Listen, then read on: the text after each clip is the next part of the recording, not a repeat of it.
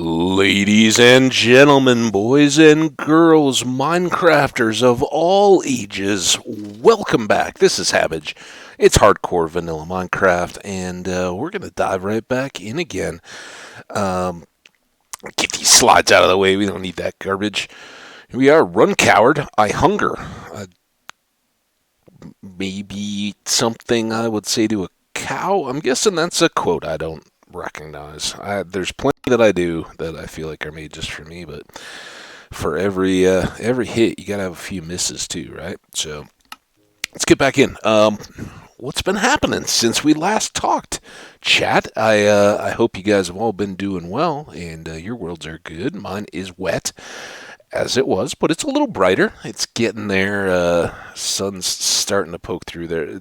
I actually checked the forecast. I hadn't checked it in a few days. It's kind of another pandemic thing. We get in a rut of local news, constantly checking. Oh, what's the weather going to be like and all that. And it's almost kind of a meme and has been throughout history. Mark Twain, in some of his awesome satire stuff, used to poke fun at people having needless conversations about the weather, and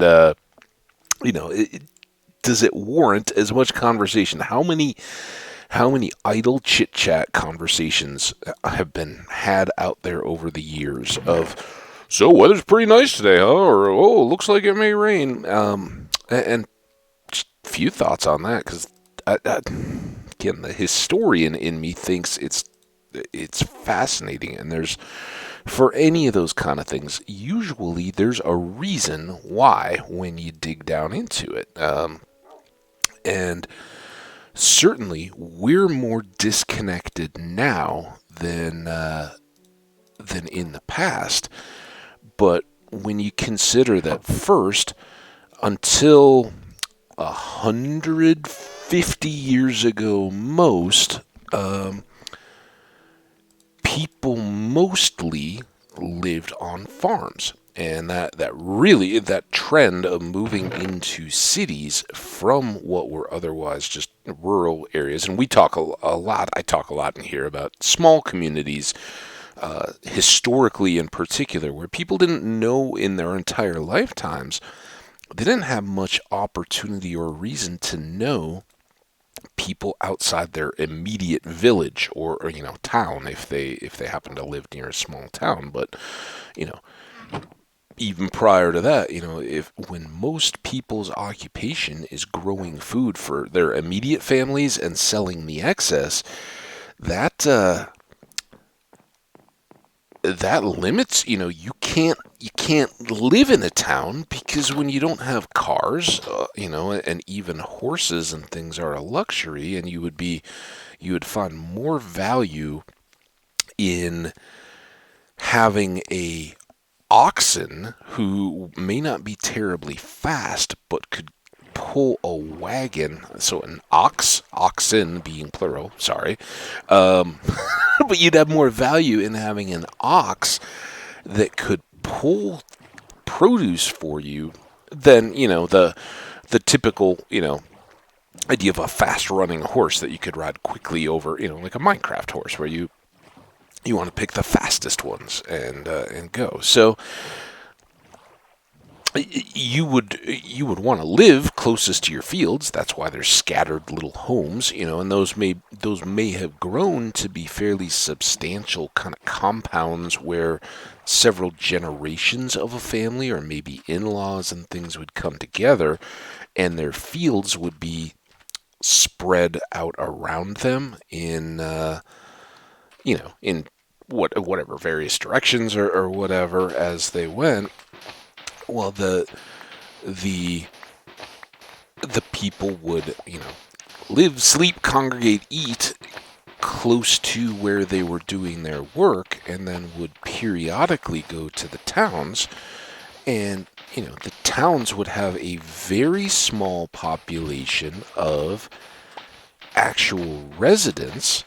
Very likely there would be a church of some kind, and again, I'm focused on primarily Western Europe, but this also was reflected out in the United States and the expansion there too. But some kind of a small church in England where at various times that was either Catholic or then the Church of England after the Reformation and Henry VIII famously taking the country along with him and given the boot to the Pope and the papacy. And oh, by the way, I happen to now all your land is mine, and you guys had a lot of land, so yay, see ya. So there's always a hidden agenda or edge, maybe not quite so hidden even, but anyway, in the small towns, it may not be a cathedral city, right? It may not be a massive church where if it's, Roman Catholic, you've got cardinals and or a bishop or something like that. Instead, it may just be a parish church or something where kind of considers the surrounding farms and there would be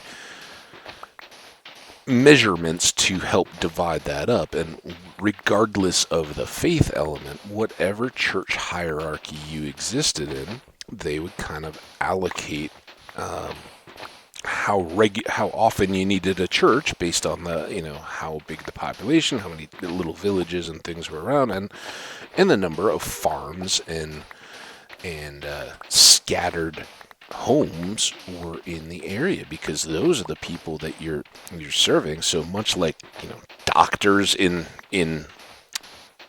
what would kind of be the 18th, 19th century, later when medicine is becoming more of a thing. But think that the doctor carrying his little black bag of a stethoscope and a few limited items to practice his trade, and he's largely a mobile profession, and that carried on up until the first several decades of the 20th century, where the people didn't just have the means to go to a hospital or a doctor's room. In the eastern cities, sure, things were already beginning to acquire a feel that we would consider more familiar. It would certainly be very different, but the idea of going to a doctor or a clinic or a hospital, if it was an emergency type situation.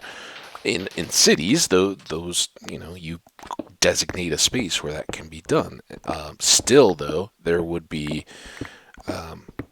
neighborhood and area practicing physicians, and they would be the ones who you would literally run, fetch a doctor, if your wife went into labor in the middle of the night, or somebody was, obviously in medical distress, you would send for, and that's sending a person, or run for a doctor. And so yeah, no phones, none of that kind of stuff. And then most often, especially off hours, if it wasn't planned type care, the doctor would, throw on whatever his outfit was and grab this bag and go back and do the best he could to try to provide care. And I say he,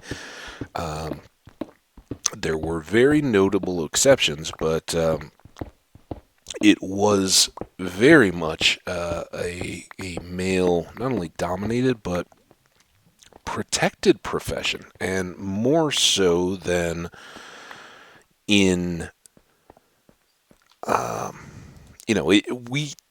talk a lot about timeline bias and attitude bias, and the idea that we all like to see our own viewpoints validated when we watch historical stuff, right? The good guys almost always will have a mindset that, whether it's consistent with the reality that they would have those ideas or values in the story that's being told, it's almost universally true that they will, the bad guys will be representative of values and things that in our modern time we have recently shed, and that's important. It's not that they are just opposed to, a modern viewpoint or challenging, but usually it is the things that, young kids are rebelling against their parents, and going back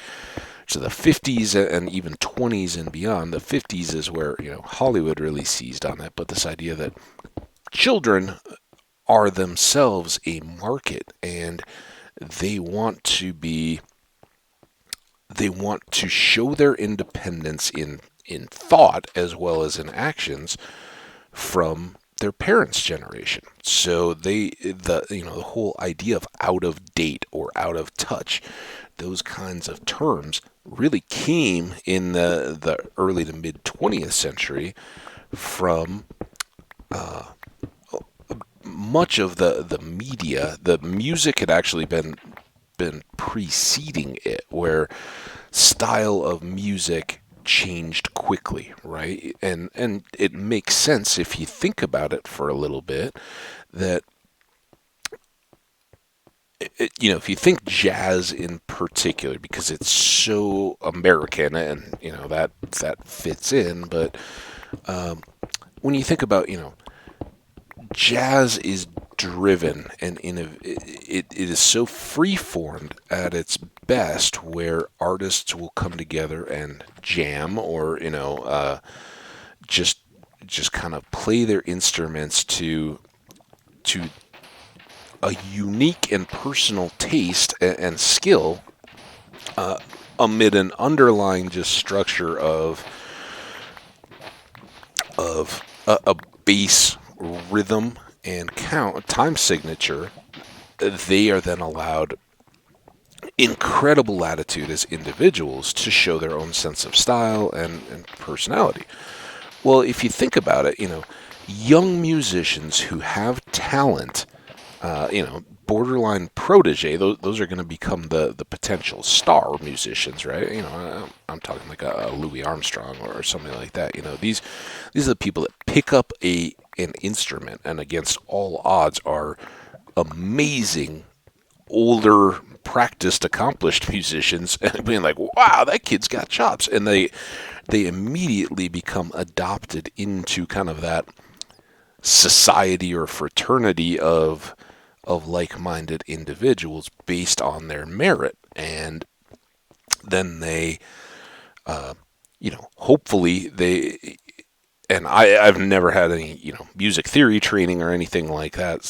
Certainly since I was just a little kid, and it was kind of part of your general education. But I've watched a few documentaries. I think I'm an expert.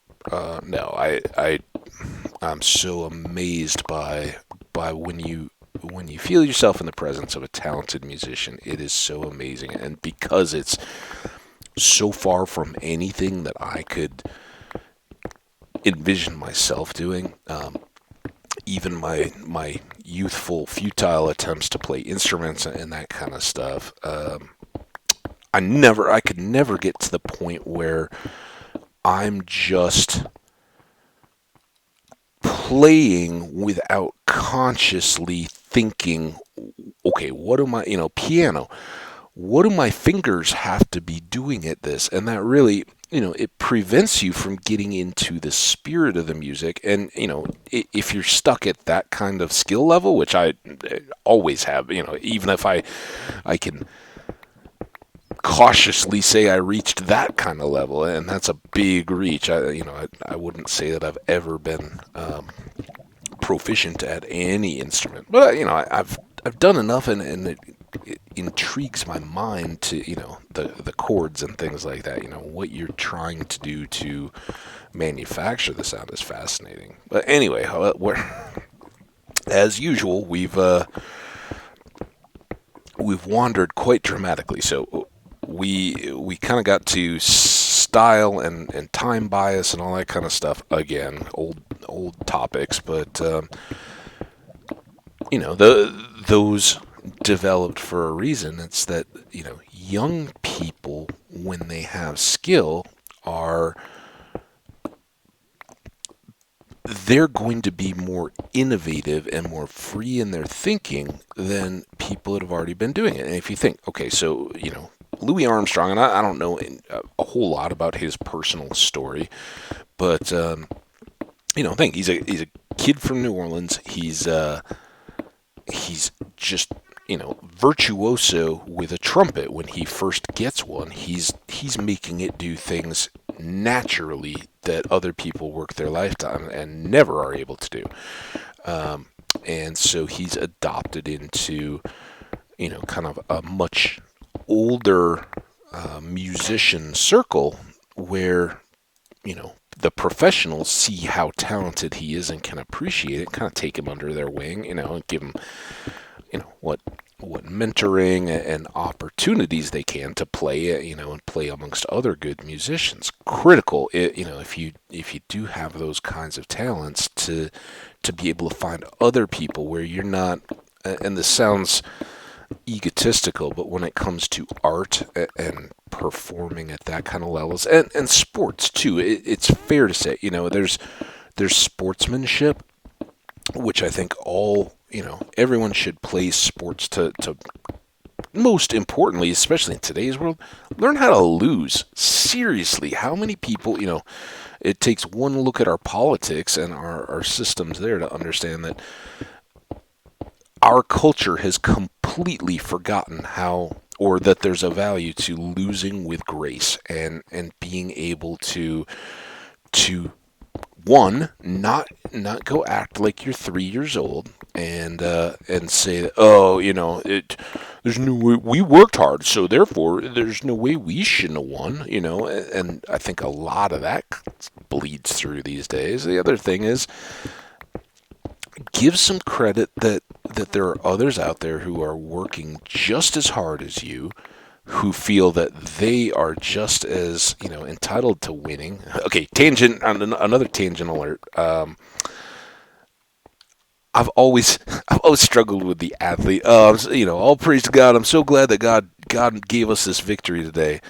Seriously, you don't think that there are just as many people on the other team that are like, dude, God, what? You left us hanging there, like you totally didn't give us the victory, and their faith may be just as strong, all that, it's just, it seems so ridiculous that while I've always been proud and respectful of the people that are willing to display their faith through the platform of sports, and that's where I guess it comes a little bit more down to personal taste. And clearly, my taste with whatever faith you have is less is more, right?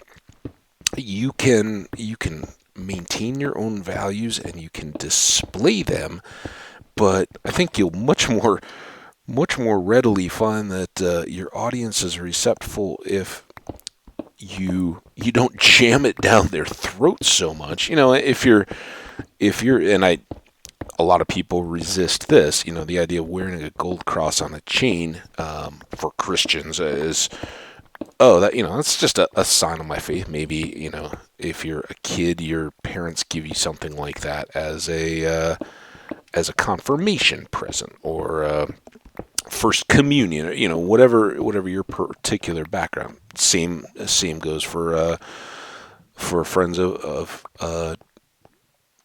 Jewish background, that they may often wear a Star of David somewhere, and it may not be obviously done clearly, thanks to a certain gentleman named Adolf, that has a whole new layer of depth and emotion to it that isn't just as a symbol of faith. There's deeper connotations there, but those kind of things. Some people of faith will reject that and say, "Look, those get hijacked, if for maybe lack of a better word, by people who aren't faithful at all." And when if you're a young athlete who is having a lot of success and getting fame, and you've got these gold chains, and they get more ostentatious as your paychecks go up. But you're wearing those, and TMZ is filming how hard you're hitting the club scene in Miami or New York or Vegas or whatever in between. Well, a lot of people say, look, we just prefer you didn't do that at all. But I kind of see that the same way when it comes to talking about God's blessings when it comes to our own views of sport. And yeah, it may be a sign of personal prayers being answered. You've looked to your faith for strength, and you view that as validation that God has rewarded that for you, and that again, faith has a real power. I don't question that at all. But I just is totally silly tangent, but the whole idea that you got one locker room that's all cheering and saying, "Oh yes, this shows how great God is," and then another side who presumably are like, "Well, so much for faith. This God guy doesn't this God power doesn't care at all about me or his power got tested." If you go back into the Old Testament, there were famous challenges between Baal, Baal, the kind of cow god of the Middle East at that time. Just another of the locally worship deities around there, but one that was being used to question the validity of Yahweh, the Hebrew God. So there were very real tests of of the power. One God versus the other. Well, when you start saying God's in your locker room or the other, that is potentially, if you think about it, is potentially calling into question your own deity's strength. So anyway, that was the detour. Let's see if I can get all the way back to where I was hoping to go, which was that way back in periods of smaller communities, smaller visibility, people were much more agriculturally based. Remember, that was where we started. Was people were mainly farmers before they moved into the cities. So at that time, weather was a matter of major, one, importance, and two, speculation, because in periods, and now I'm kind of talking American pioneer mentality for a bit. So, as we're expanding out into the forests and prairies of the North American continent as a people, and as a arriving Western European or American, at certain periods, it's not unfair to say that it's an arriving American population. The country had been around for 100 years and growing and colonially before that. So you're not doing a disservice to say that it was an American people that were expanding. But either way, when you're in a pioneer type period where these dispersed and scattered communities of farmers who are first tilling the virgin soil of the plains, or cutting the grass turf for the first time with a plow, you really needed to make your best guesses. Well, when no one of your community has been there more than 15, 20 years, and perhaps, as we've talked about, perhaps there were older residents of your race. And again, I'm coming from the Western European Caucasian stock, so um, the white people coming in, and certainly there would be natives around. Depending on your interactions with them, you could maybe obtain a little bit of their understanding. But again, the cultural differences are going to be so massive. They and the white people at the time are both going to view weather much more through a spiritual lens than anything else. The the Europeans may have shied away from how the Indians described weather, and well, why? How often does it get really dry, or why does that happen? Well, because the spirits, the rain spirits haven't come.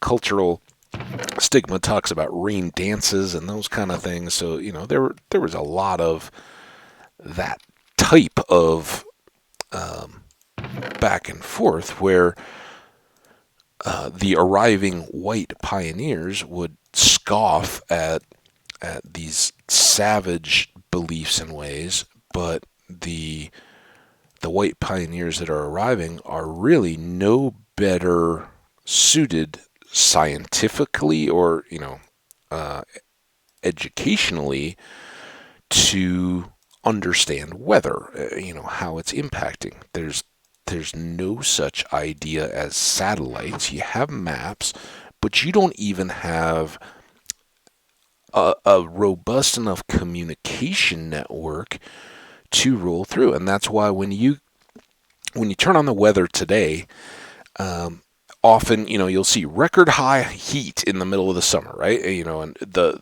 hottest day on record other than today was in 1896 or something. And really, from around the time of the Civil War, people began to understand that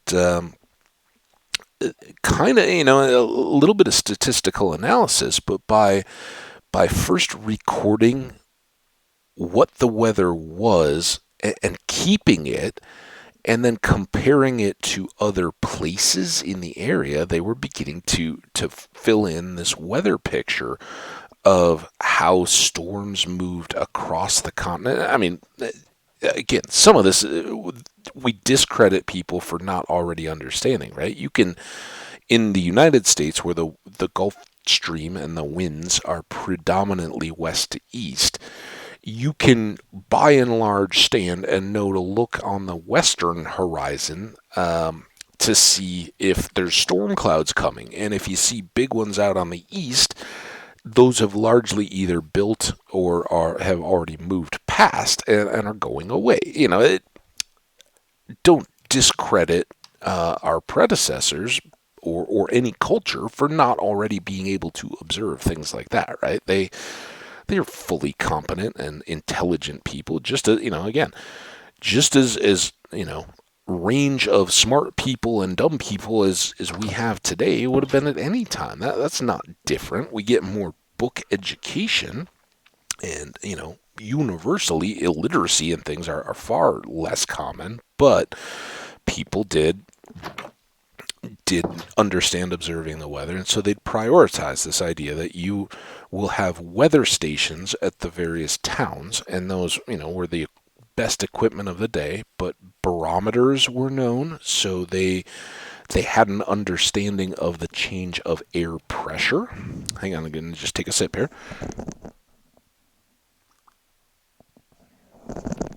And they had a good feel. Sorry, this is. I should finish the thought. They had a good feel for the changes in barometer, or what they called the glass, right? Because there would be a tube of glass with colored beads of various liquids in them that would float and rise. And you may have seen a Da Vinci thermometer, works on about the same deal, but the glass would have this colored liquid, and as the air pressure around changed, the level of that in the glass tube would rise and fall. Therefore, the rising and falling barometer, or rising and falling pressure of the air. So they knew if it's really high pressure, there's not as much room for moisture to come into the air. It's going to be clear, bright blue skies, and or very cold in the winter with high pressure. Low pressure would more often be damp, moist air, and a sudden change between the two portended that change. If the pressure starts to drop, start looking out. It's about to get rainy or stormy or whatever. That's a front, what we now talk about, coming through. And the idea of fronts kind of predated the idea of the weather map, but for me, that's already an anachronism from my childhood. To today we're all used to HD Doppler 17 on the 8s, and they do the local newscast, and so much of weather is about what they can portray. And clearly, space exploration and technology has blown the doors off climate understanding in my own lifetime. That's been huge developments, and so much has changed now seamlessly across the entire planet, honestly. But they dial in for any of our communities. We can see storms building out in the ocean, track them all the way across the continent, and know when they're likely to combine with other storms. And we often these days joke about how the forecast for a week, or it kind of depends on the number of the channel that your local news is on, how many days out they try to forecast. And if your channel is unfortunate, and they're on like channel 4-2 or something, then they just kind of have to abandon that. But you start getting up into like the 7, 9, 11, 13 are most. I don't know, are there high number even channels for local stuff? I don't know if there's any methodology to that, but I usually see more of those in the odd numbers. Anyway, totally random there. That's just my brain wondering a question I've never thought of. So anyway, local news now, they have, Doppler radar composite maps, and I kind of grow frustrated because they flip through them so quick, right? I often say, and maybe this is just a sign of the times, and that I'm getting older, but I often say, if you would just give me a map that shows the front lines across the country, how fast or slow they're moving, don't bother with all the rest, but spend an actual bit of time on the forecasting each day, just in showing that, people can very quickly grasp, or with just a little while of observing, start to understand, okay, yeah, that storm is going to actually get pushed down into us. It looks like this one's going to go. And it frees you up a lot from the hype of local news weather. And that's tried not to convince me that that's a real thing. They want you to watch, right? Just like a YouTuber or anybody else, they want views, and they count those. And it's always been a deal for advertising money in television. The Sweeps Week and stuff like that was all about who's got the highest view counts when they're closely being measured. So yeah, we watch weather largely based on the fact that your local meteorologist or the weather person, nowadays I think the style is to have like a chief meteorologist for the station, and then a number of weather people underneath. The best or most appealing of whom over a decade or however often they want to retire somebody or move them to a different market.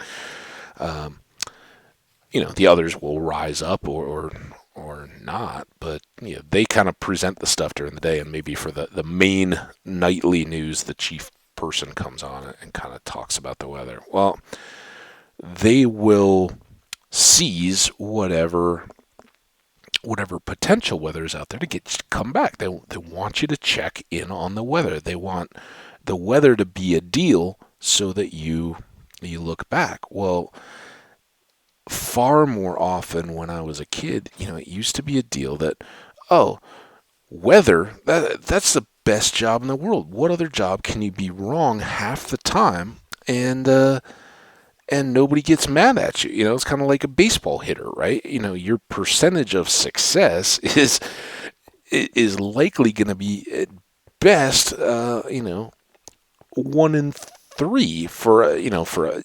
333 hitter. That's pretty good. That'll keep you getting paychecks in the minors or in the majors. So yeah, there, it's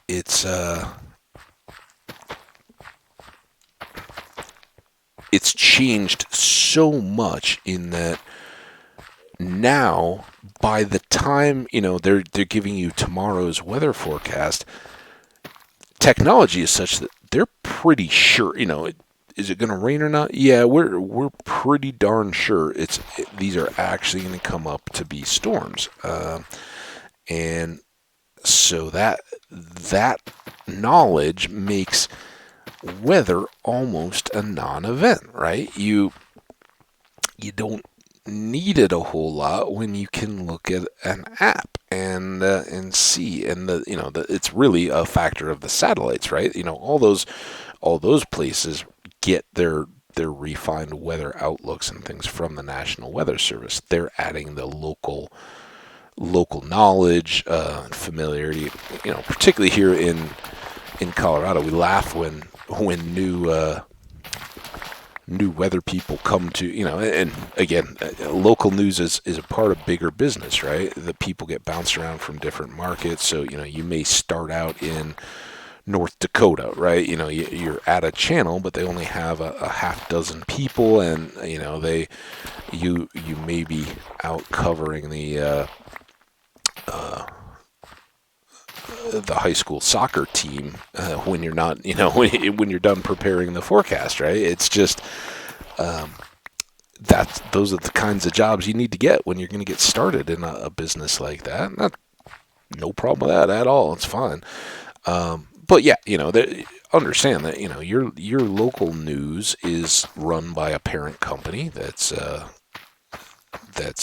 got channels in other markets, and much like professional sports teams where players are traded or pick up new contracts, the news personalities will also potentially be moved to different markets if they if the parent company thinks that the person doing the morning news is ready to take on kind of lead anchor nightly news. And the movie Anchorman, silly, I'm not citing it as a good source, or this is how everything is. That's a satire of news. But as Veronica Corningstone was trying to break the gender barrier in being an anchor woman, stations recognize when people are ready with that kind of talent. This person's next up, but they're trapped, right? Because we have an established anchor in this city that the people love. They get good ratings, good reviews, and they're at an age where they kind of relate to people, but they don't. They haven't gotten. Ageism is a real thing too. They haven't gotten old. People don't look at them and go, "Oh man, what's going on with this channel? They can only get the old guy. Somebody that's probably 30s to 40s, and by the time they're getting out, they're going to probably get moved again, or they'll stay in the same market, maybe at a different channel, and they'll kind of go back to being some kind of a beat special interest reporter. Maybe they have a real interest in sports or something, and they'll kind of take on that role. But so how do we get from weather to this? Well, I watched the weather report today because it's been rainy, and it's so unusual for me to have to look at it. And I really, through the presidential election and some of the protest stuff and all that, I really tuned down what local news I consume. I still will turn it on every once in a while, and if I know something's going on, for instance, like the shootings in Boulder that I referenced the other day. We got a lot more pumpkin seeds than we really needed. That's okay. When things like that are happening, I'll look to the local news a little more closely and a little more regularly. But I certainly find that I see as much out of I get my sports stuff from ESPN, or if it's fantasy football or something, maybe from a site that I'm logged into and info about the teams that way. If it's weather, and here's an official Hambbage recommendation, unsolicited, obviously, but I found this I still remember the day. I was reading a ski magazine at a Great Clips, getting a haircut. I was, probably in my 20s, and, it was just, it was like between the equipment buyer's guide and all that, it was like something about the resources or the best online stuff. Some travel sites, some of the resort sites and things. But one of them mentioned that there was for the best weather around, start using weather.gov. It's www.weather.gov, like the weather channels, weather.com. Weather.gov will take you to I'm not going to get the full one. NOAA, National Observation of Atmospheric and Aquatic something or other, is one of them. NWS, the National Weather Service. It's government. There's lots of acronyms, right? But it is the site that has the raw data that is fed out to all of the other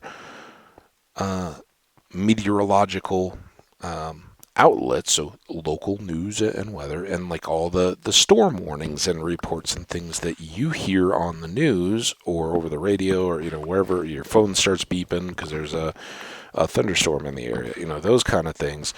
They all come from the National Weather Service. They issue those warnings and alerts, and this is the site that consists of those. And they have good maps, and for any zip code in the country, you can punch it in, or city name, or whatever you want to do. You'll get I don't know, it actually goes pretty far. You get the current conditions, and then multiple days of forecast data in front there. And you kind of, having used this site for years, just as a reference of my own, it's free. It's a government site. It's free. There's nothing, no sign up. There's no login or anything like that, which is nice. But you begin to see that, hey, the channels that I'm watching for my local news are basically, they're min-maxing the forecasts that are already on this site, and then you can start to see the hype that goes in. they'll keep you watching through a news broadcast by talking about, okay, at the after the break, we're back to talk about the chance of rain. Jenna has a forecast that talks about beautiful days coming up. Check back in to see which ones they are. That kind of stuff.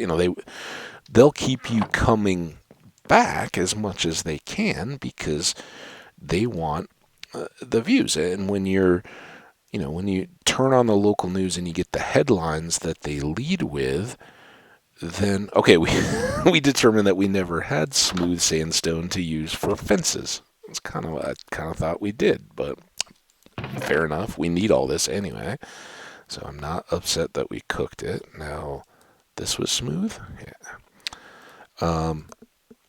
We'll just grab up some of the rest of this. Perfect. And we're gonna make the whole kit and caboodle here of fences. We can still do it right. My tower does kind of keep me from seeing when it's actually bedtime. Anyway, yeah. So it's all done very knowingly, right? They're not trying to fool anybody, but yeah, obviously they're going to keep you watching with reports and teasers that, hey, we've got more weather coming, so keep an eye out. Well, you can I had some of that.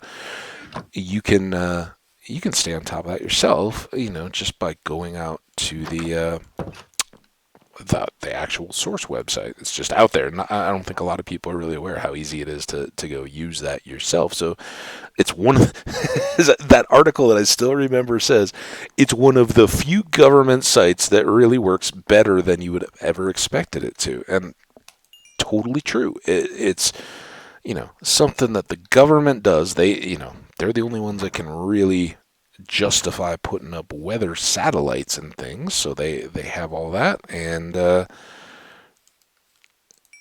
they can provide this as a part of their job function to the taxpayers just by putting it online. So it's great. Really, hey, what if you're trying to trade? Why are you ignoring me? So just brown dye. This is what I was hoping would be cocoa beans, but all right. Ignore. Just go on. Do your thing. No, I don't care. So we'll still need to get some gates going.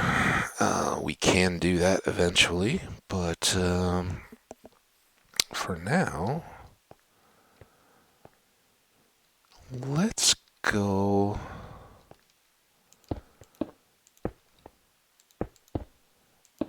I don't. Oh, that's more. Maybe those two, and then we can put the chests back against the back wall and have all this free to walk around in. I kind of like that. I'm a little torn on whether I want to push this over one. I like the double gate, in case you can't tell. That's kind of foregone deal.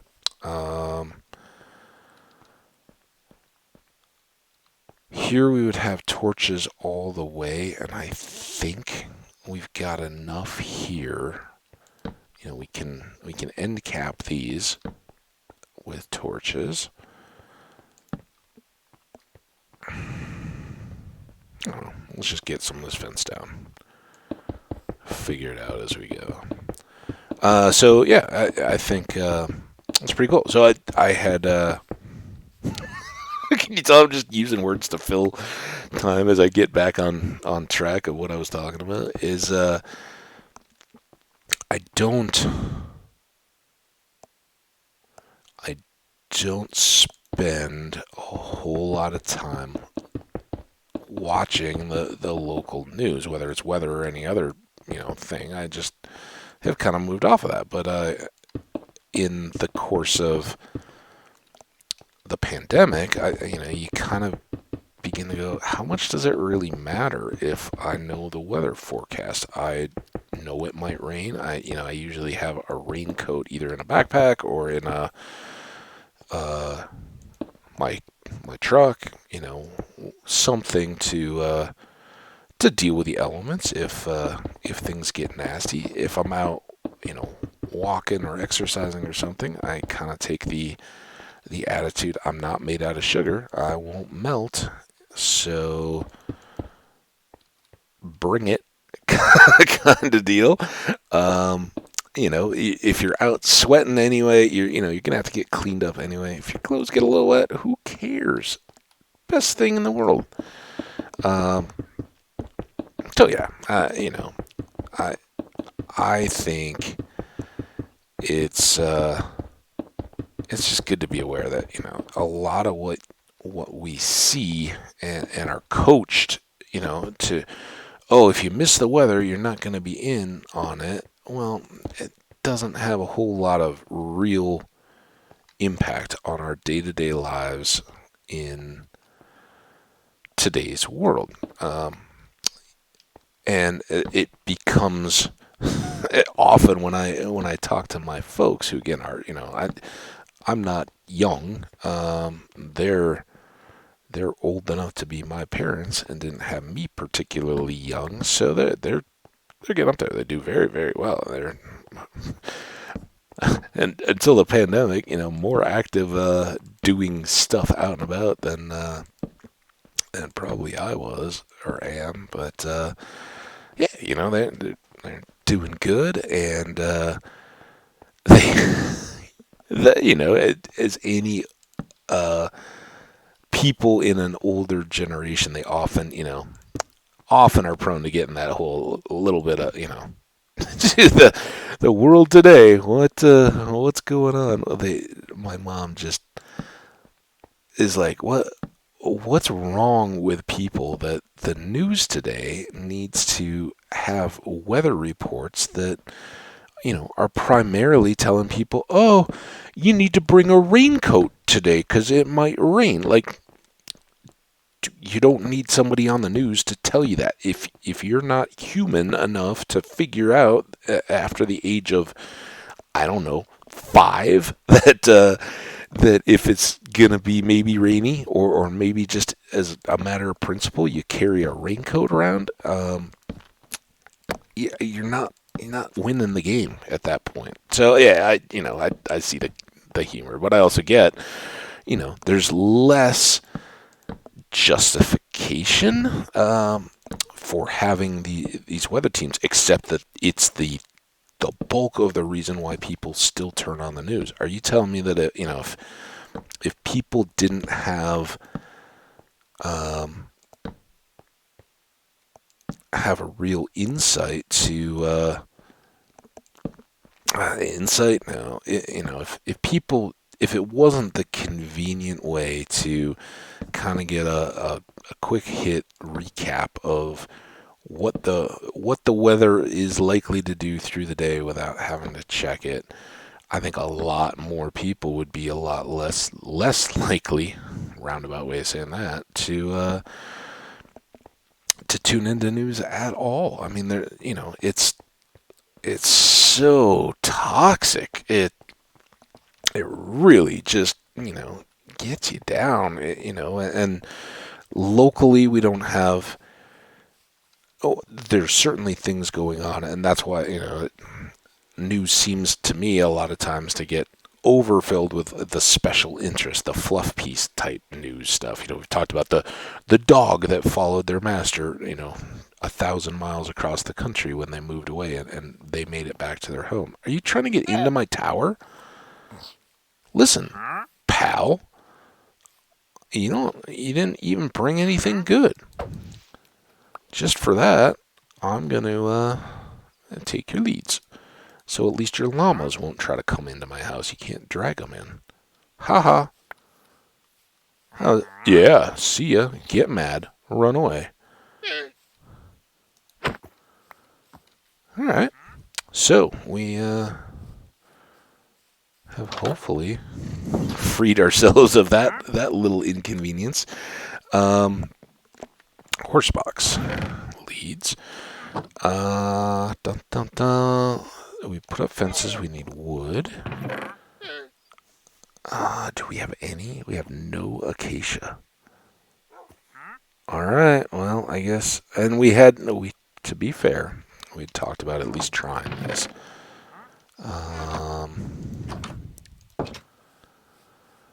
See if we have anything in here. Let's go get sticks. Dude, I already talked to you. I looked at what you have. It's trash. And let's leave it at that. So we'll just kind of do a test batch of each of these. So you guys and I can see what we've got to work with. Now we have lots of jungle wood, but that was by design.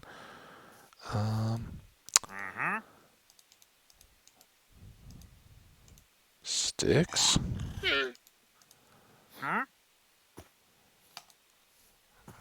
So, seriously, I don't wanna be the person that performs acts of violence against traders or villagers or anything else. So, let's put this one down here. I don't know how many actual entrances we're gonna need. Man, that looks so good, but let's be fair. I think, honestly, it's going to be down at this corner that we may need more access points. Maybe on that side. But seriously, if we're boating along the coast, we're going to go all the way back into home, not here. See, that's softer. I mean, it's not so over the top, in your face kind of deal. This is what I really... 2... Do we have a bed? So, what we'll do for now is just use the jungle down here. Kind of keep all that side together. And then put whatever other gates we make down at the far end of the farm. Those can be our acacia. Now we gotta do all this. This side of the fence is good. We got lots of buffer. This side isn't. Obviously, any of them can drop off the height there and come in. And we have to dig around our tree, extend that up at least for now, unless we decide to keep it that way. But I don't know about doing extra gates on this side, because how often are we ever going to need that we can't just go around, right? So, now the one thing that we had mentioned and talked about is, do we do some kind of a long entry up to our gate? And that's what this place marker is for. That certainly could come along. We're not gonna push on it. And I rambled. I was really honestly, I was thinking that. I totally forgot something cool to tell you guys too. So anyway, I was really honestly thinking we would maybe already be doing more adventure stuff, but in accidentally waiting for the sandstone to cook, only to find that I couldn't make walls out of it, I got into a little more story time, thinking time, talking time. So, first of all, gates go away. We don't need those. Maybe let's just... I'm going to turn them into sticks if I don't. So let's put these here. And we've still got a lot of those. Don't let me forget, I would like to get cows here in this episode. Let's real quick, I guess, yeah, we're like an hour in, right? Just almost exactly an hour. It's also I guess it's the full screen mode, when I pull back up OBS, even just the little control bar thing, that's when Microsoft's like, oh, we decided to notify you. And it's always the same thing. They call it a problem that I haven't created an online Microsoft account, and I don't feel that's a terrible problem, but they are determined to tell me every time that they're like, oh, your computer's not fully set up. Well, it is when I don't want to buy the additional services from you guys, and I've been thrilled with this laptop as is. I just I know. I think it's pretty much every day they're going to run that check and give me a pop-up that says, hey, your account isn't fully, your laptop is not fully set up. You haven't created an account and signed in with it. And I get it. At some point, I will likely have to do so just for the sake of Microsoft. Or for the sake of Minecraft. I get, they had previously talked about trying to do that very thing with Minecraft, so it wouldn't be too surprising. I'm trying to. Why are these all odd? We use so many sticks. So many sticks. Alright. I need another couple of no, we don't. We just need one. We're just doing full tools. Oh, dude. Stop. You need to stop, trader. Yes. How is it not nighttime? I guess if it was, you would have drank your little potion. Alright. Back out here. Let's start. I think I want this more than I care about the walls on the farms. So let's just do. Let's do one this way. I don't know if this is even gonna fit for a double. If it doesn't, that's why I'm starting it out here. I'd rather it 1, 2, 3, 4, 5, 1, 2, 3, 4, 5, 1.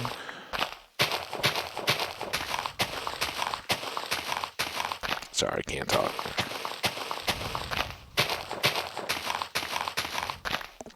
Alright, now we can talk. That will definitely help expedite the creation of the cow pen.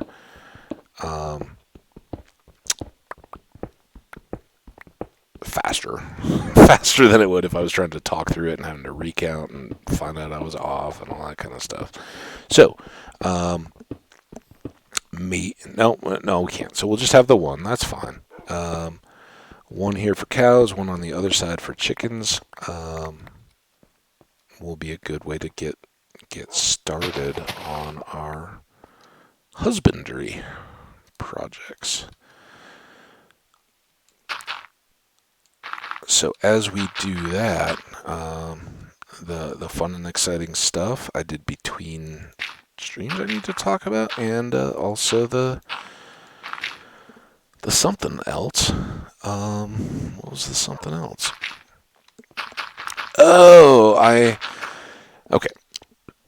So one, yes, I wanted to plant the fields. That was certainly one of my aims for this session. But the other was that I wanted to. I was really thinking, all right, let's. We just did all that building work. Let's maybe go have some fun and do something. Well, it's taking longer, and that cooking kind of threw me off. Now we'll save and do some. I guess we need to go get them. We'll go and do some adventuring, something here in this episode. We've already done plenty of other stuff, so we're gonna put you away, and then we need just a few of these guys. Maybe we can lock him in the cow pit. That would be ideal. Oh, I would be plenty happy to not listen to that.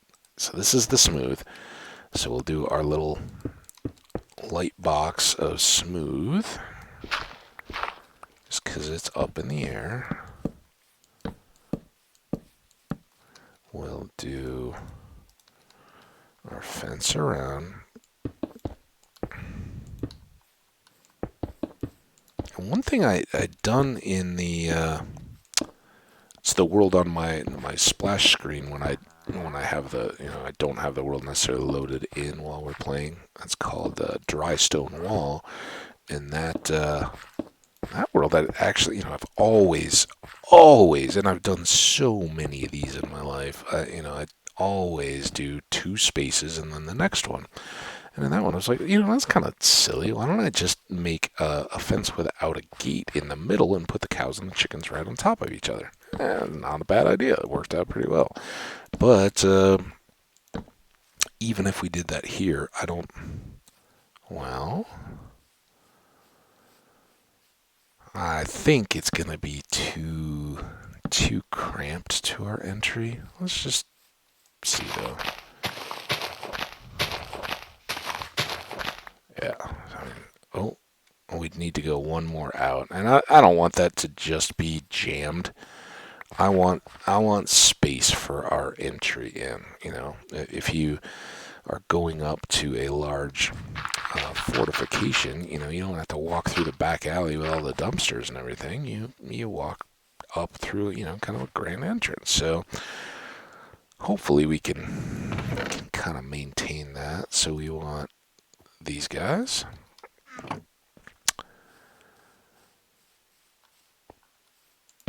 Boom, boom, boom, boom. Oh, we also have paintings inside, or paintings. We have leather inside to make frames where we can hang some more maps. That would be cool. Looks like day is getting low. That's 1, 2, 3, 4. You know what? Before we do any of that, put the smooth and the regular, and these go back there. All that stuff goes away.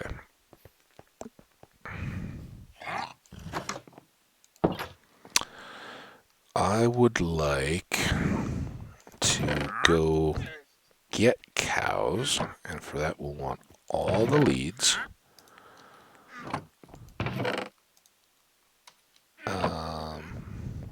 And we'll want some wheat.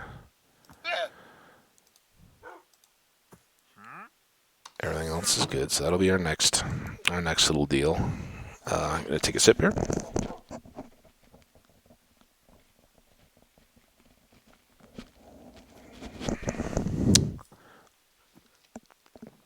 Okay, off we go. So we hadn't really intended to stay this deep in this stuff, but as I've said in other worlds, I do think it kind of reaches that tipping point where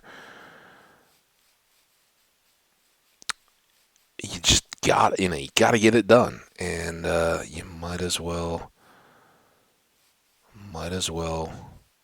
buck up, do it, and be done with it as complain about it or bounce around. So that kind of just happened here, and I don't think I'm done for today by a long shot.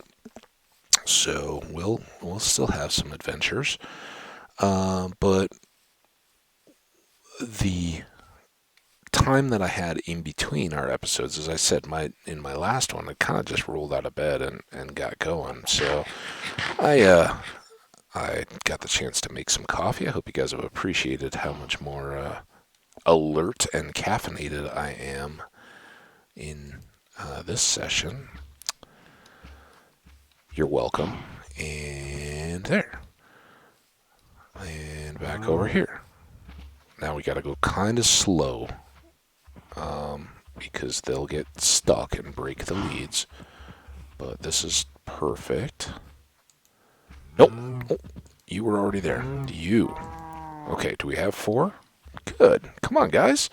Now don't fall off the bridge. When we get up there, we're going to go through a bridge, and it could be dangerous, so be careful. So anyway, I kind of got a chance to just kind of start my day a little bit. About the only thing I haven't done that would, make me fully ready to be darn it, a ready, responsible adult. I guess we're gonna. Oh man, so dumb. This is why llamas are better than cows.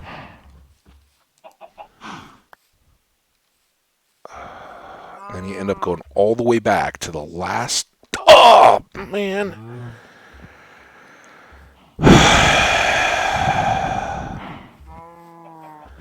And it's not the cows that I'm particularly worried about. It's losing the dang leads.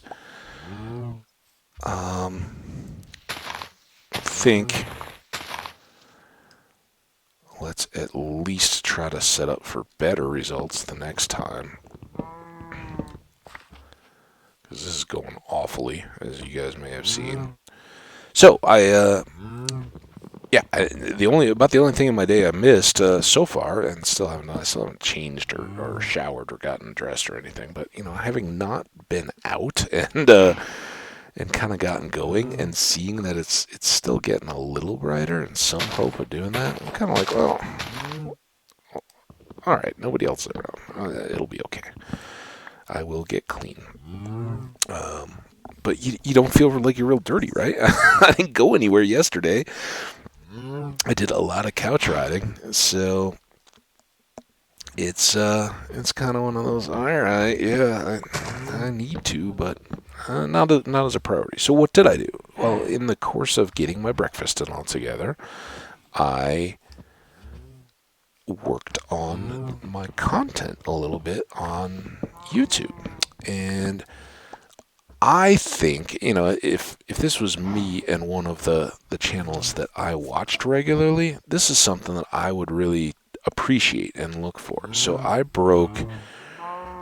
added, previously, if you haven't, if you're just finding these through a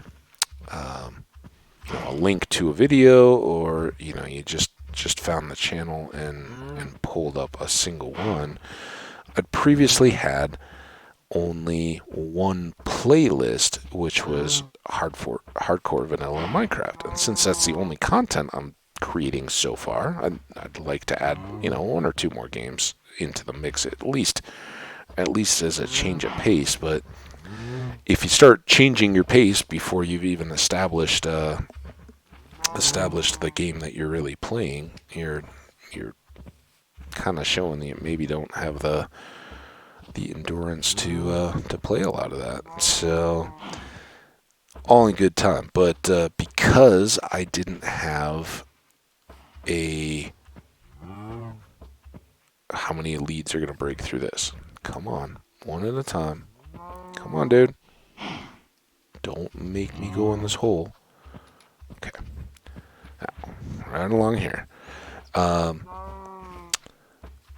So yeah, I hadn't had other, playlists. Many YouTubers in particular, but streamers will more often break up into seasons and things like that. This was my season 2 of whatever it may have been in Minecraft. That roughly is analogous to Worlds. So the one thing I'd done from the very start was I moved.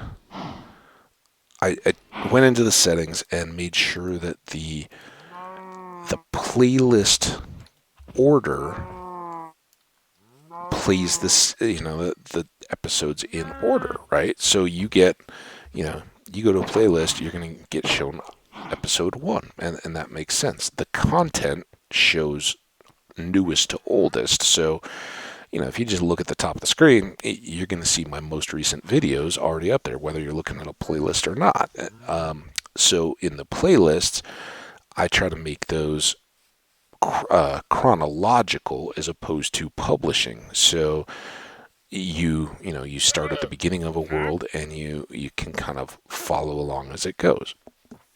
That gets more difficult when you have stacks of worlds, and if you come in and are like, oh, I'd really like to watch that in order, and then you have to go all the way back to the beginning of World 1, and are like, dude, that's a lot of content. I don't know if I really even enjoy this yet. I want to see go back to the beginning of the world that I just saw. So I broke it, and I set two new playlists. One is Lost Worlds, in a nod to Jurassic Park, and the other is Current World. And so my hope is that Current World will only ever have World 5. It'll never have anything else because we'll never lose this world. However, if that should happen, then we'll move the World 5 content into the Lost Worlds and start anew, right? So the Lost Worlds, and if I have a world that goes long enough. Sorry, there was a silent yawn there. Hang on. 1 second, a sip. If I end up with a world that, I feel really at least reaches maturity, and then I die, we've gone through the end, we'll probably be up in the hundreds of episodes. I may start breaking those a little bit, because one of the things that gets to me on playlists, and I don't know if it's just creators don't have to worry, but I'm the kind of viewer that if you played a full game and put up 500 episodes in the course of doing it, slowly over time, I'll let those play. I may not pay attention to them constantly, but for instance, there's one of my favorite streamers who I've mentioned before is Mental Fox. He's kind of my go-to for non-Minecraft. Well, he and Avik are both pretty much non-Minecrafters, and he has played his runs of Fallout. He's still actually got one going of Skyrim, which he had never played. Those are hundreds of episodes long, and if I'm watching like from my Roku, it does get to be a bit of a pain in the butt. Every time you restart, you've got to, you open the playlist, it drops you to episode 1, and then you have to go all the way back through to wherever you're going. And if that's multiple hundreds of episodes, it gets long. So if it started to get to that point in my own worlds, I may start breaking, 100 episodes. Okay, Current World, season 1, and just break them out that way so that people would have a convenience. That's what playlists are for, is to be able to enjoy the content more readily and not have to have headaches or barriers to watching it. Anyway, all random stuff. But the exciting thing is, so there's 2 new playlists, same content, right? Nothing immediately new, but you can just use the playlist if you want to catch up on this season and go back to the beginning and kind of let them run in order. You don't have to hand pick each video and play it along. You can just go play this world's playlist, and it'll just run for you. So that was my exciting news. I had done a little bit with that with the first one, but it just hadn't put in the time to do that, and it was something that occurred to me maybe like a week ago or so. Oh yeah, I should probably do that. It really only becomes relevant once you have enough content, and I think I'm up into the 40s now in total videos. So another sip. All right, so if we can, in the rest of this episode, let's try to mirror this over on this other side. And I'm realizing now we kind of didn't do our little tree any favors.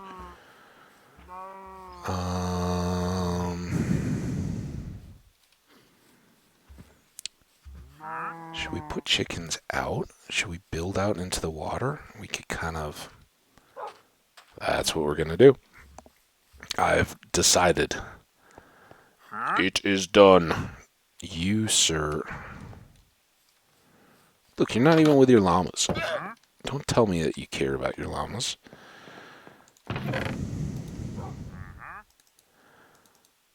Come on. Come on. What? All I want is an endless supply of dirt. Imagine how heavy this would be. Oh, get some like cargo pants on, and the pockets are just like pulling them down your legs because can't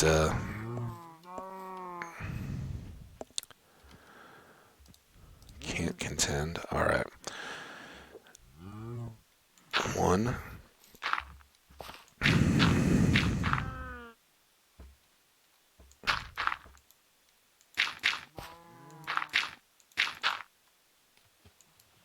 It took that long to fall off.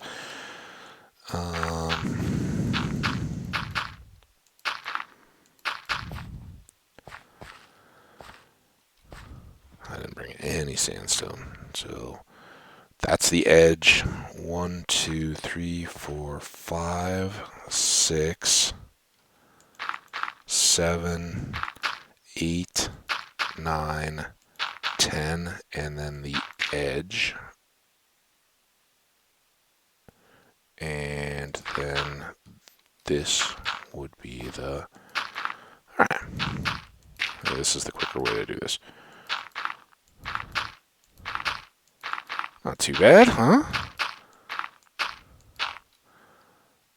And boom. Boom, boom, boom, boom, boom, boom. Boom, boom. Back around the outside.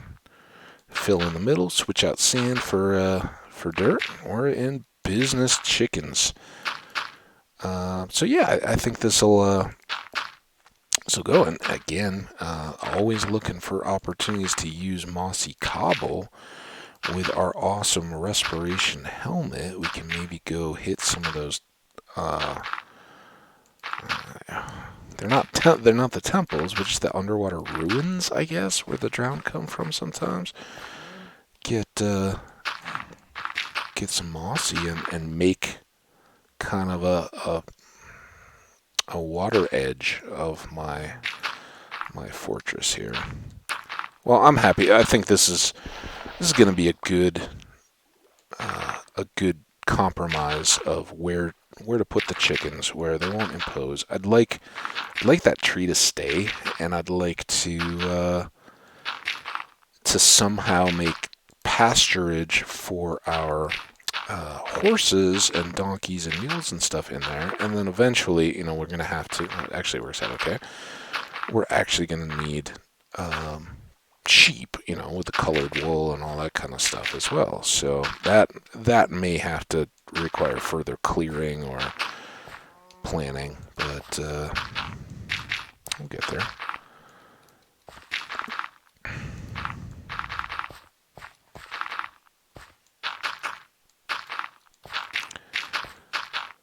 Here we go. It's gonna be chickens before we know it. I promise you that.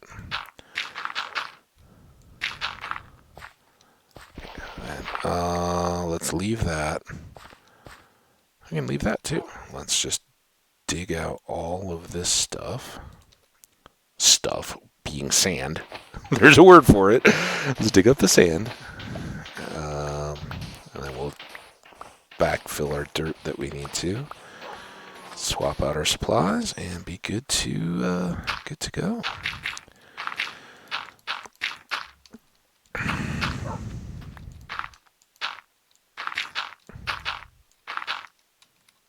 I don't know why I didn't feel the need to finish digging up the sand. I didn't. This was very important to do as a separate unit. All right, now we'll leave. I just don't feel the need to fill that in with dirt to break the source water and then undo it all. So it's right over here. We don't have to go far. Okay, well, we got sand. That goes back. Sandstone. That should be enough. We need 4 pieces of smooth. We don't have enough gates yet, but that'll be a start, and we'll need a stack of those. All right. Oh, just ignore him. maybe that's what the splash screen that started today. It was don't stare at the bugs. I guess don't stare at the wandering trader. Just let him do his thing.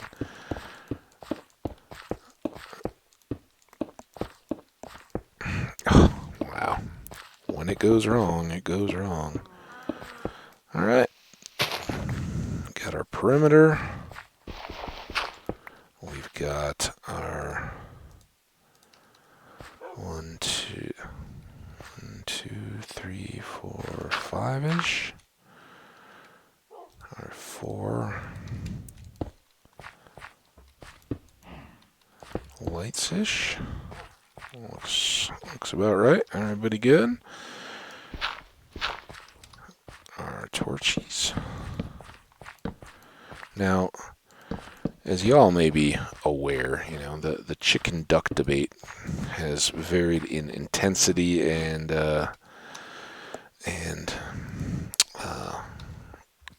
likelihood over the years. Are the birds in Minecraft chickens or ducks?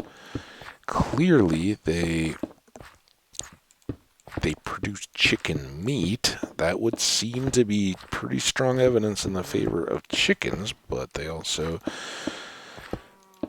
are naturally attracted to the water and would seem to exhibit the properties of a duck.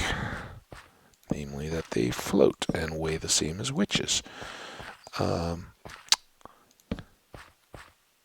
But yeah, knowing that whether chickens or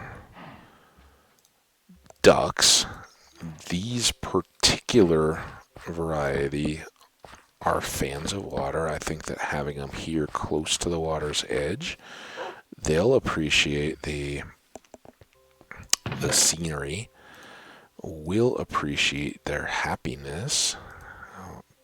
Okay, that's all the sandstone we got left, so we're getting low. But we got a lot to work with building on, and I wonder how. I think we got like a half hour change or so left in this. Maybe,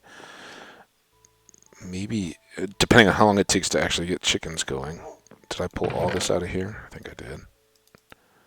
Never end up using too terribly much, but we still got some wiggle room, and this is at a particularly heavy time. So next up, 1, 2, 3. Right, we need 4, I think. I think that'll do us. Ooh, getting late. Tomorrow's chicken day. And we already have grass in both of those. No having to wait or break things to move the grass. Awesome. Now we got animals. Do we have our wheat? Oh, no, we put it away. Of course we did. Try to get them a late night snack here before the sun fully goes down.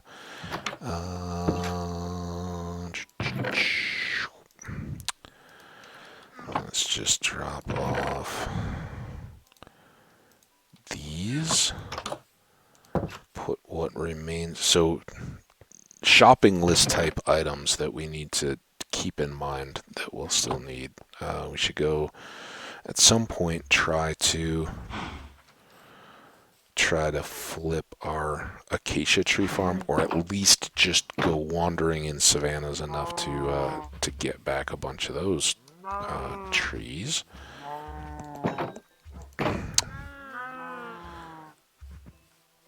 And there was something else that we were. Help me out. Cows? I mean, we've got those now. Oh, we were going to. Random. Not directly related, but we were going to hang our other couple treasure maps. Let's do that. We need some sticks.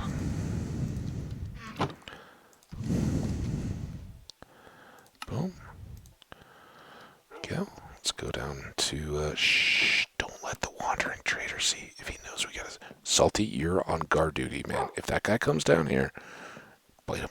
Bite him hard. Right in the ankle. Oh, we had 3. Don't matter. We're going to hang them all.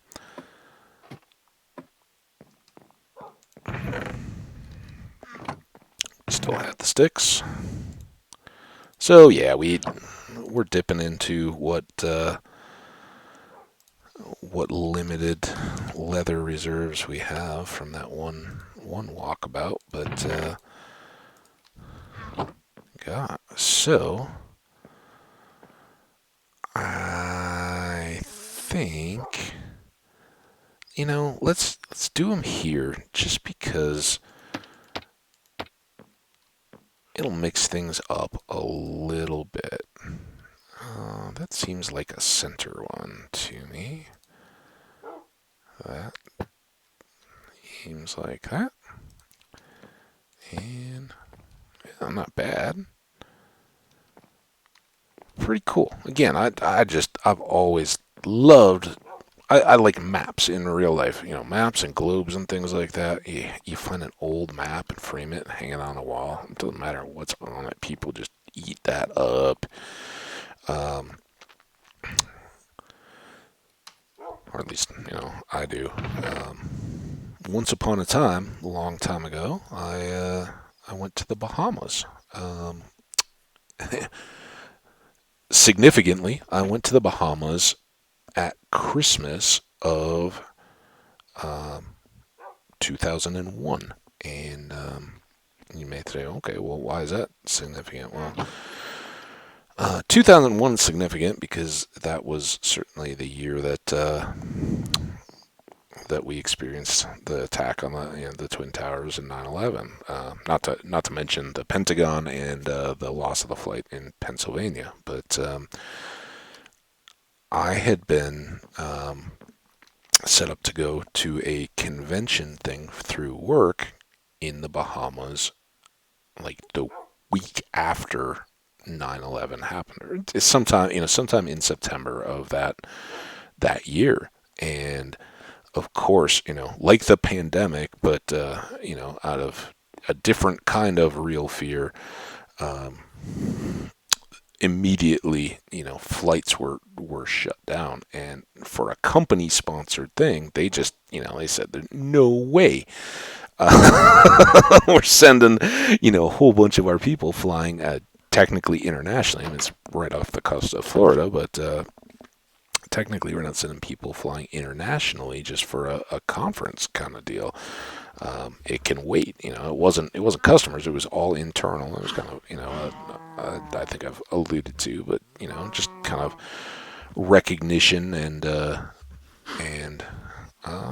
frankly, it was kind of a perk. You got to network amongst the company, which was awesome for somebody like me who is just starting his career. But it was a reward that you were performing well, and you got to take a girlfriend, spouse, or whatever, depending on where you were. For me, it was just a girl that was more than happy to come along, and it was great. We had a blast. But while we were in Nassau, the city, and this was at the Atlantis Resort. Some people may be familiar with that. So while we were there, we went into Nassau for kind of like a see the tourist shops and all that. And one place along the way was kind of this the kind of experiences you can only get when you're traveling in a foreign place,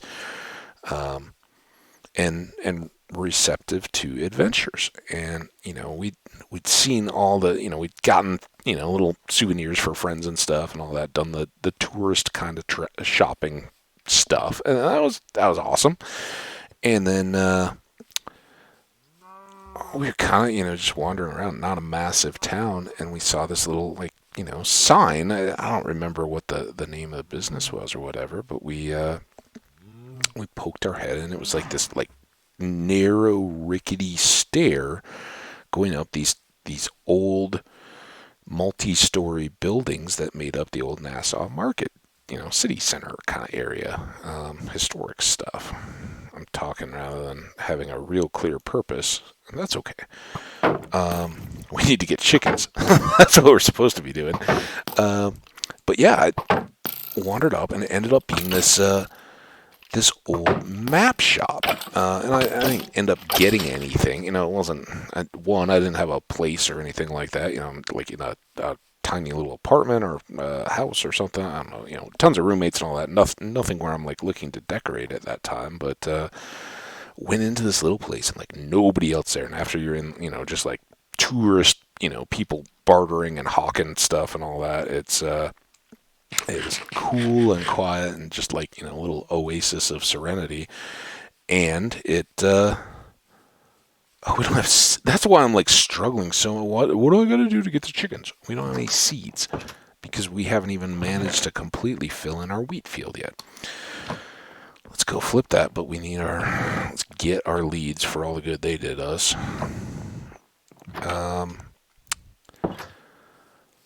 So old maps, yeah, and this guy had, it was like nautical charts and things like that. And, for all I know, it was all just printed off on a laser printer in the back, and he had some vinegar type system of aging the paper to artificially make it look old. Any kid knows kind of that when you asked your parents for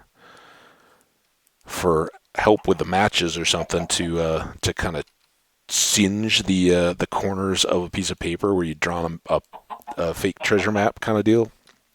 Everybody did that, right? I did that. You'd like tear up the edges a little bit, and it would totally look like a brand new piece of paper that for some reason had been burned a bit. And had, like you'd like wad it up into a ball, so it's all like wrinkly, and none of it really worked to make it look old per se. But it's a fun thing to do when you're a kid. But yeah, there are techniques of using. I think it's some kind of vinegar, and it probably depends a lot on what the paper type is that you use. But I think you can. You don't have to be a top-notch, world-famous forger to know that you can kind of make paper look artificially a little bit older. So it may well have been that, but this was cool. It had the air of authenticity, and it had this old guy running it, and he was so cool. And right out of the gate, he's like, "Oh, couple kids. This is the place where like the middle-aged suburbanites who are, have bought their McMansion and all that, look for just the right thing to go in the second living room kind of deal."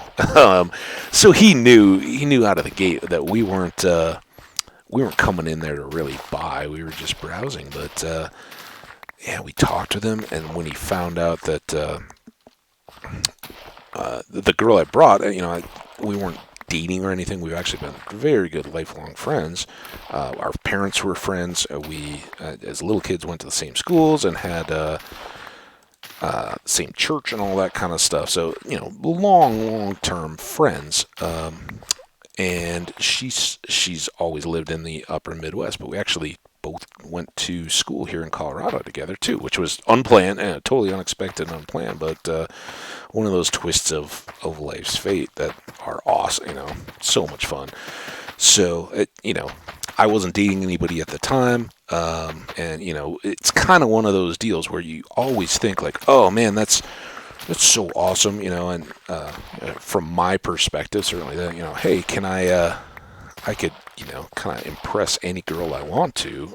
Hey, you want to go to the islands with me? Well, you think that until it's in your hand and you find yourselves in that single deal. And there was an old Seinfeld episode that talked about going on a road trip with someone you're dating, and what sign of a commitment is that? Well, when you're not even exclusively dating anybody when this falls in your lap, it's very tough to just hey, yeah, I'm interested in you. What do you say we just go to a different country? I treat, don't feel pressured or anything. So real world, that's a little more unexpectedly odd than it would be. And if she hadn't been willing, or I'd been uncomfortable, or hadn't had a friend like that, I probably would have found somebody to go with and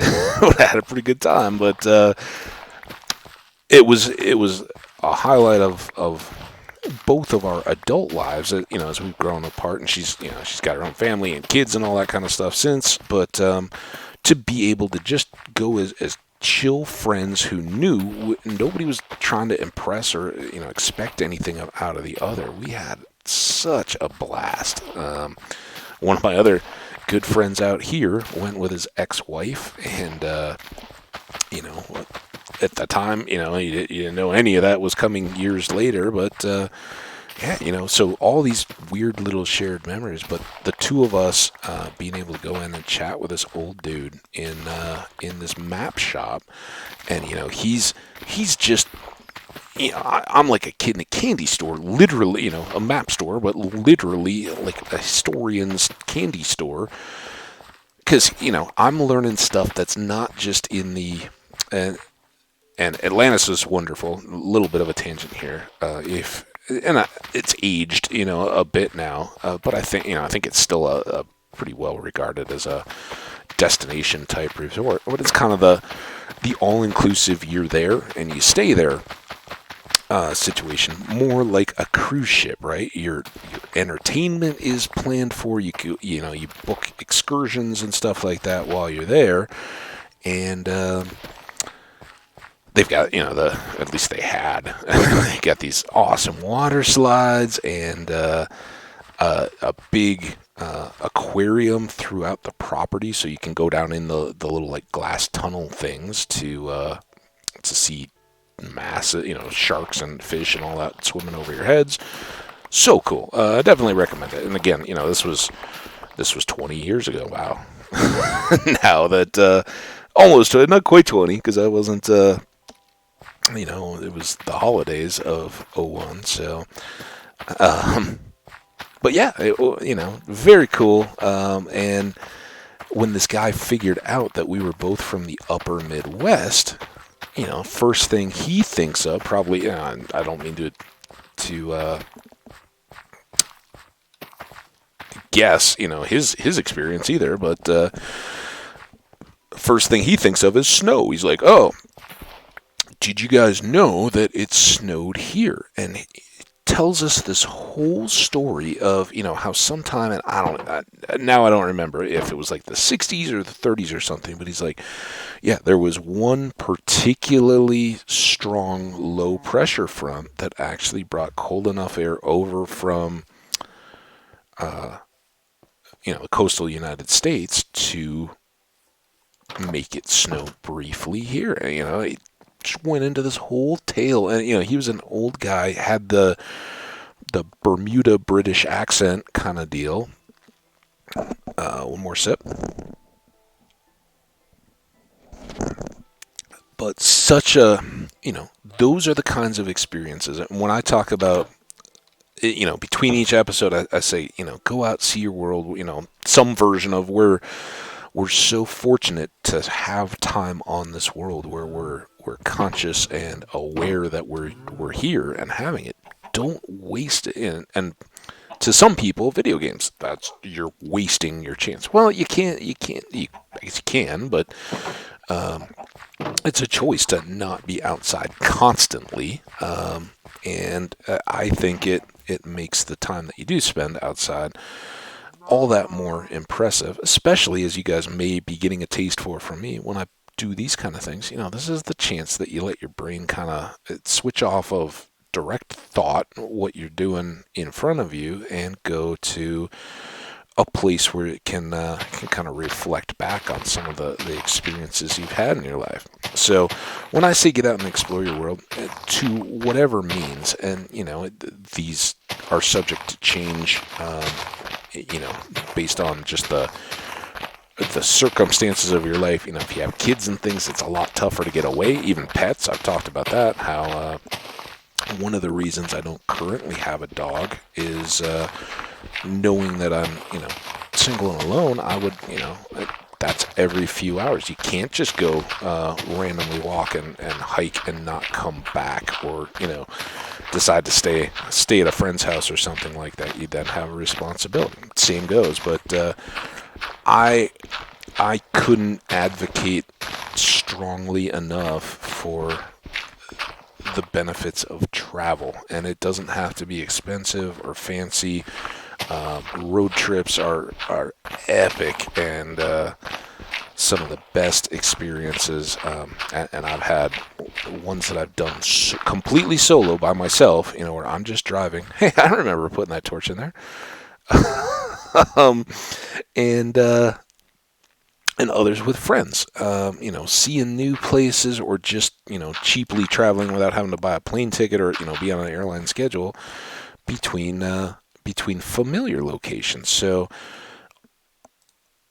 when you find yourself in places where you're a guest, it's not your home. You learn how to better treat guests in your own home.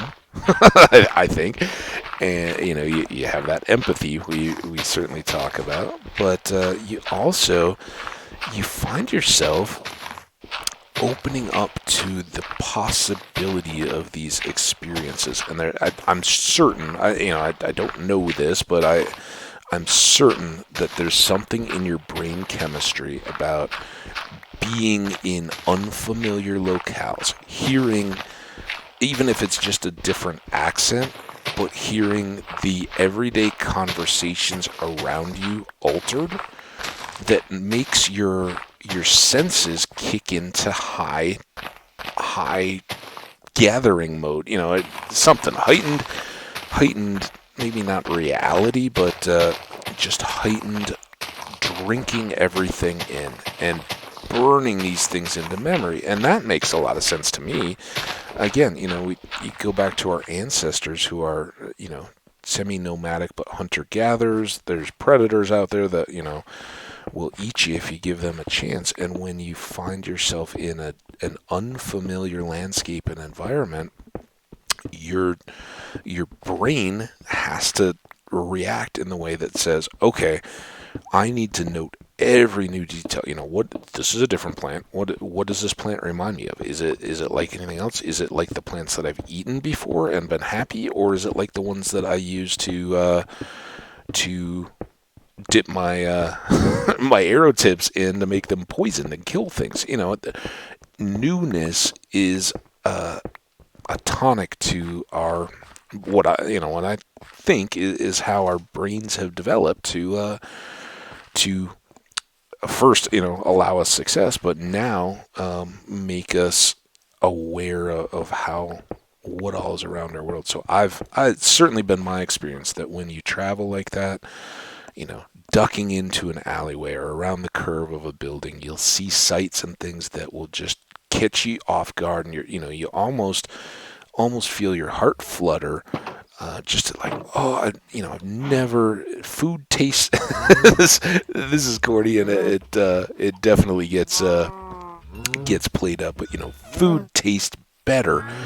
What to us may be the next step up from just a crappy McDonald's. If suddenly is transported to the locale of a street side in Paris, and you're eating in a cafe.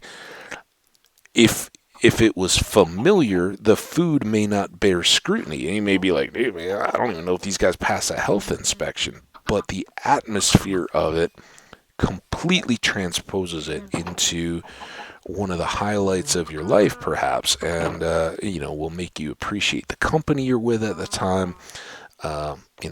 Usually when you're traveling like that, you have more time, and it's usually a mix, right? You have frantic hustling to catch the next train, a train that if you miss it, you're stuck for days, and you don't have a hotel beyond that night. So there's lots of unfamiliar navigation as you're trying to keep up with your itinerary. And on the flip side, there is that time to sit in a cafe and just, you're in no rush. You don't have to go. You can people watch the sounds of a language that you either may only partially know, and it's like a treasure hunt every time you pick up a familiar word, to completely unknown, and just this wash of language, kind of filling the air around you. All that stuff. Police sirens sound different in different countries and cities, and so all the background noises are just that little bit different. So cool. Travel if you can. I think you'll find it wakes up your brain a little bit as you go, and definitely makes it's one of those things that can be so cheap, um, and can add so much value to your life experience. But yeah, as I wish folks well, and I talk about, savor that opportunity we have in this world. Most often, in my daily life, I'm trying to do that with wildlife and animals, and weather and all that kind of stuff going around us, that it's so easy to just even forget to appreciate that. I remind myself to do that, and it's not, oh, I'm sorry, you guys need to get woke to weather animals. Wake up, they're out there. I know you don't know about them, but I do.